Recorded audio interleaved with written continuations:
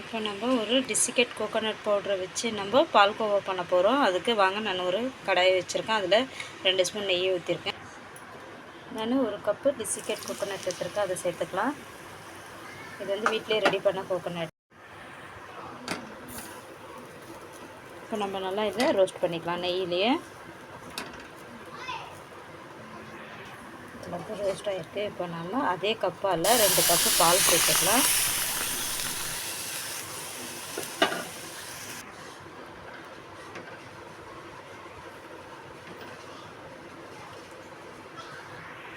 குழந்தைகளுக்கு கொதிக்க ஆரம்பிச்சிச்சு. நம்ம எந்த கப்பால் எடுத்தோமோ அதே கப்பால் நான் 3/4 கப்பு சர்க்கரை சேர்த்துக்கிறேன்.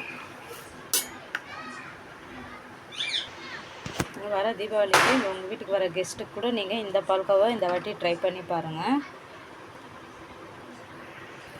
இந்த அளவுக்கு நமக்கு எவ்வளோ வெந்து வந்திருக்கு பாருங்கள்.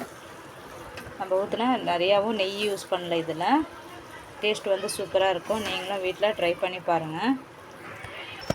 நான் வந்து மேலே வந்து பாதாமும் பிஸ்தாவும் பொடிசாக கட் பண்ணி போட்டிருக்கேன். உங்கள்கிட்ட எந்த நட்ஸ் இருக்கோ நீங்கள் யூஸ் பண்ணிக்கலாம். வீடியோ பிடிச்சிருச்சுன்னா லைக் பண்ணுங்கள், ஷேர் பண்ணுங்கள். தேங்க்யூ.